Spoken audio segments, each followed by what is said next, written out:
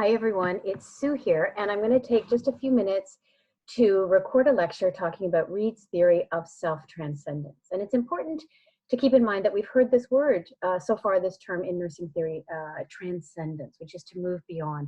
In this theory, Reid focuses specifically on this concept of self-transcendence, moving yourself beyond whatever limitations you may be experiencing.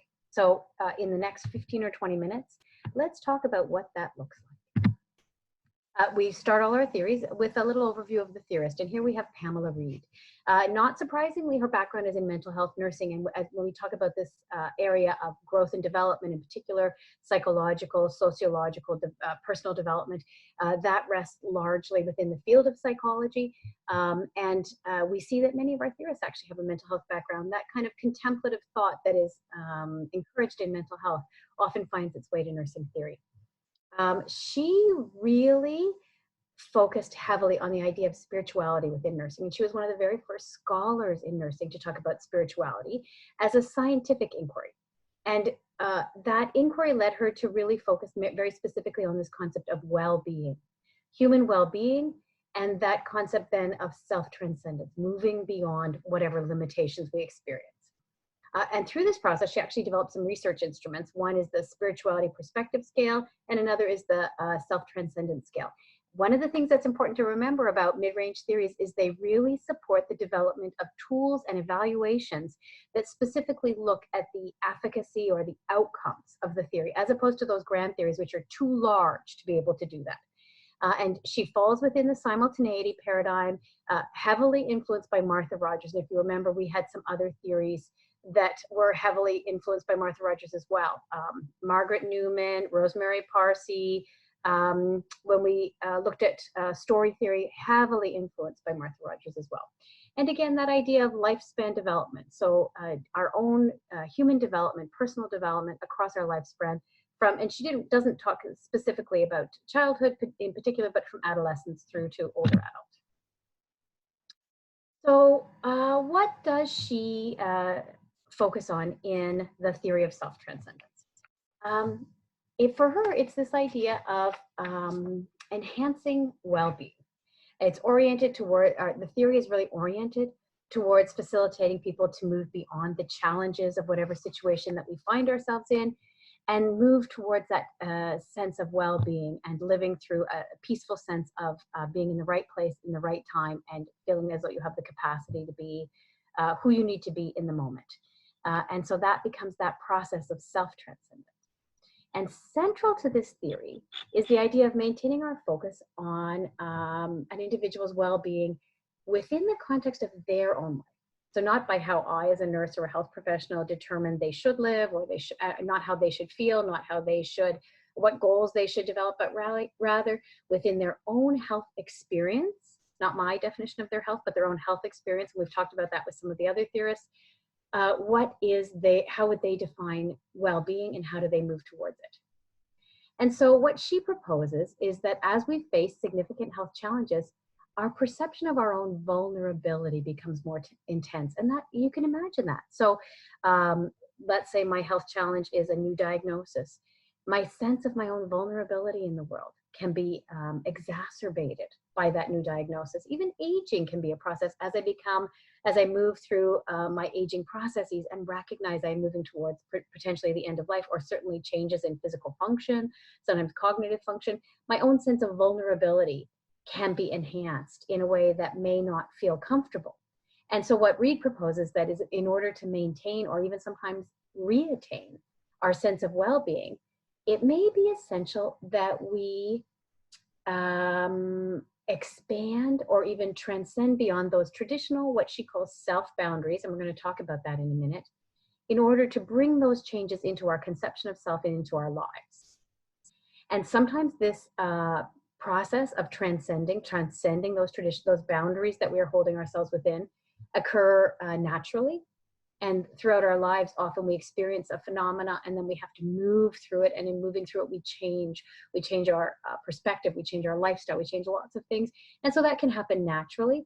At other times, it requires that health professionals assist us with that process, that health professionals actually support us through that process. And so when we look at primary or secondary, what Reid calls nursing processes, primary nursing process is when an individual moves through to self-transcendence, to well-being on their own, and a secondary process is where they require some assistance from the health team, and typically that would be nurses. Now, it's important also to recognize that this idea of self-boundary is a very specific conception that we find in developmental psychology, right? And Reid really affirms that as people become more complex over time and through our own life experience, we define our own identity. So who I define myself as a 16 or a 17-year-old changes as I define myself through early adulthood and all the challenges in our mid-20s to 30s, changes as we look at middle age and the experiences and challenges through there, and it changes again as we move into older adult. And so that identity change that happens over time is very natural. But what also happens is this idea of our boundary of ourselves, how we imagine ourselves as separate from others. So imagine you've got a baby. A newborn infant is completely connected to its parents, to the mother, particularly the mother or the father, whichever, in the sense that there is what we would call a diffuse boundary. There's no boundary. The infant doesn't have a conception of self that is separate from the parent, but through processes of growth and development over time, that begins to develop. And have that increasing sense as we develop from a newborn through our early years of differentiation. That's starting conception of self as different from other, right? And that becomes the boundary of self. How is self defined by the individual, and how is it separate from others? Now, what's important in Reid's theory is that she says that during health-related events, new diagnosis, exacerbation of illness, health challenges that we experience, that self-boundary fluctuates. And those moments of personal development begin to emerge or even re-emerge. So it's not that I set my boundaries, I believe who I am at this age and at this experience in life, and that's said. That there are moments that elicit a greater vulnerability, and particularly health moments elicit a greater vulnerability. And as I experience that greater vulnerability, my self-boundary, that sort of sense of self as separate from others, is impacted. And keeping in mind again that idea of self and inner self includes, our body, mind, spirit connections, our connection to other people, but also how we define who we are in the world. And so here we see a quote from Reid herself, and she says, "Self-transcendence is the process of finding meaning in life and in death. And as self-transcendence develops, persons are able to connect their past, their future, and their present, allowing for a new understanding." And we're going to talk about that in a minute. This idea that self-transcendence involves both transcending beyond the circumstances, but also transcending beyond time. She also says that self-transcendence is characterized by an awareness of the spiritual aspects of self. And do you remember that Reid really was the first nursing scholar to focus on human spirituality and in a very scientific way? So she said it's characterized by an awareness of the spiritual aspects of ourself, one's relationship to others and to the environment around us, and our relationship to a higher being or a purpose greater than ourselves. So it's important that she's not saying everyone needs to believe in a God or a higher being, but it's that idea of our relationship to a purpose that is beyond just ourselves. For many of you, I think that idea that you're called to be nurses may be part of the purpose that you experience in this life. Furthermore, she says, self-transcendence can act as a coping resource, and it's triggered when you feel vulnerable or threatened. So imagine this health situation. I've just had an MI, or I've fallen and I fractured my hip, and I'm not sure if I'm going to be able to go home and be independent again. Whatever your situation may be, that feeling, that escalation of vulnerability can trigger a coping resource that focuses on this idea of self-transcendence, moving beyond. So there are a couple of really important assumptions within Reid's theory. The first is that we all have a potential for well-being, and she refers to that as a nursing process. And so we all have this inner potential, a potential within us to heal, to grow, to develop a greater sense of well-being throughout our life. And that can happen in two ways. That nursing process can happen by ourselves. We all are driven to move towards a greater sense of well-being, and we have capacity to do that. And when we do it ourselves, that is a primary nursing process. And when health professionals have to help us to move towards greater well-being, that would be called a secondary process. So it's not coming innately from ourselves, but we're being supported to move through that. And that inner potential for well-being, Reid refers to as self-organization. My capacity to move to greater wellness is associated with my innate capacity for what's called self-organization. She also talks about self-boundaries and pan-dimensionality. And so what she says is that humans impose this sort of boundary on their openness. We all make choices, some of them very conscious, some of them not as conscious, about how we define who we are in the world and how we imagine the world, what our reality is, and how we identify ourselves. And by creating those boundaries around who we are and how we live, we develop for ourselves that sense of security, that sense of safety in the world. And within this idea of self-boundary, we then develop our own perspectives about our inner self, who we are, what we believe, our values, how we connect with other people, and our own connections excuse me, within ourselves, our mind, body, and spirit connections. So let's look at these major theoretical concepts. There's three that we're going to talk about. The first, core to the theory, is self-transcendence. The second one, core to the theory, is vulnerability. And the third one, core to the theory, is well-being. So when Reid talks about self-transcendence, she really focuses on this means by which we can connect with ourselves, with others, and with the environment. And that can happen in 4 different ways.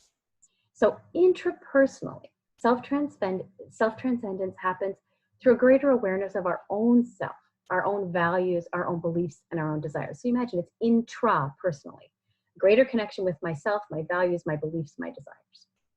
Interpersonally, and you've heard that word before, is about connecting with other people. And so the contextual environment around us is really important. Transpersonally is beyond others, and it's that idea of connecting with dimensions that may not be observable beyond ourselves. And then finally, temporally, and we talked about that a little bit earlier here, this idea that we are connecting with our past and with our present and with our future. So we're connecting beyond time. And so self-transcendence allows us to expand in these 4 ways. Remember, intrapersonally, within myself, interpersonally, in my ability to connect with others, transpersonally, my ability to connect beyond just individuals to something greater than myself and things that in our universe or in our life that may not be necessarily observable, the mystery of the world, and then temporally, past, present, future, all connected. Vulnerability is a really important concept. So as we develop an increased awareness of our personal vulnerability, our personal mortality, often that happening in times of loss or in times of health challenges, in times of aging or even end-of-life experiences, it creates opportunities for self-transcendence, for growth, right, along those 4 different ways of expansion. And that in turn may help us to transform loss, that experience of loss, into opportunity for growth and healing. So as we experience this vulnerability, that creates an opportunity for self-transcendence across those 4 different mechanisms that moves us away from this experience of loss to actually growth and healing. And then finally, well-being. And she defines it as it's a subjective feeling of health or wholeness. I do not define how a patient experiences well-being.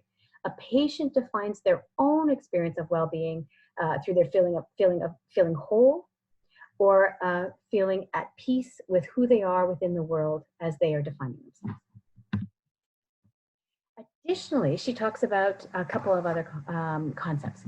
When she's referring to personal and contextual factors, she's including elements that influence the relationship between self-transcendence and well-being.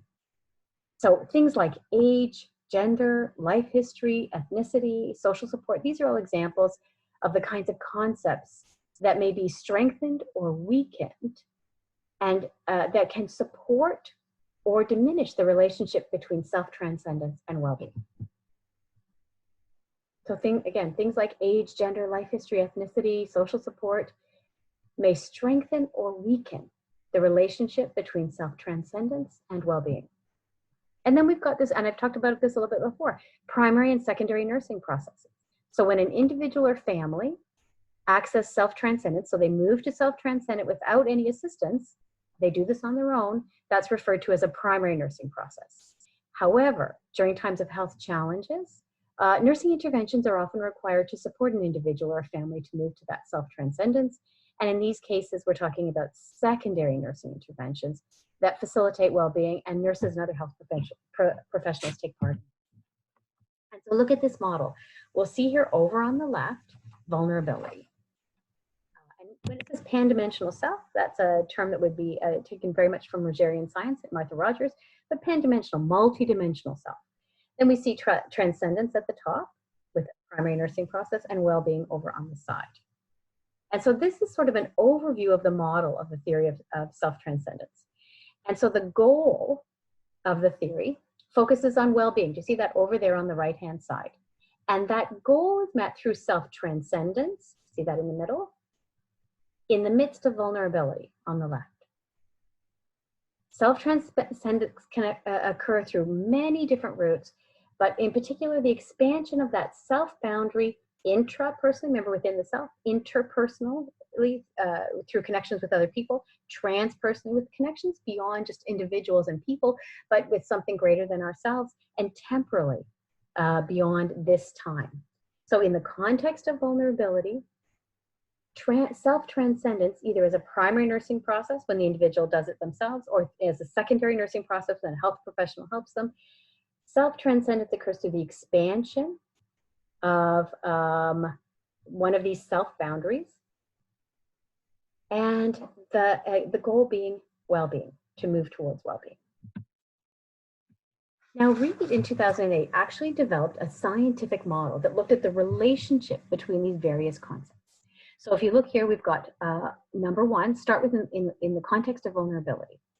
And you see an arrow between vulnerability and self-transcendence. And the arrow, the line has arrows on both sides with a positive sign. And what that means is that vulnerability impacts self-transcendence. Vulnerability has a positive impact on self-transcendence. So the more vulnerable we are, the more likely we are to move to a self-transcendence.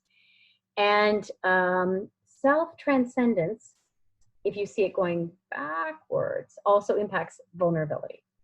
We see also that an intermediate factor is personal and contextual factors that can mediate or moderate those relationships. So a variety of factors can influence whether that vulnerability leads us to self-transcendence across, remember, those 4 different dimensions. Now we've got self-transcendence in the middle, and that self-transcendence promotes well-being. Do you see there's an arrow that moves to well-being and a plus sign. So greater self-transcendence leads to greater well-being. And ultimately our goal is to really examine how we can support the patient through this process of experiencing vulnerability, through that experience of vulnerability, moving to self-transcendence through expansion of those 4 dimensions, and through that process, promoting well-being as the patient defines it. And here's an interesting model. So this would be an example of a person experiencing a high sense of self-transcendence. You see in the very middle there, you've got the present, and everything is kind of nebulous. It's moving, it's fluctuating, but the present is right there in the middle, and you see the past and the future. Remember that temporal focus, transcending beyond this original time.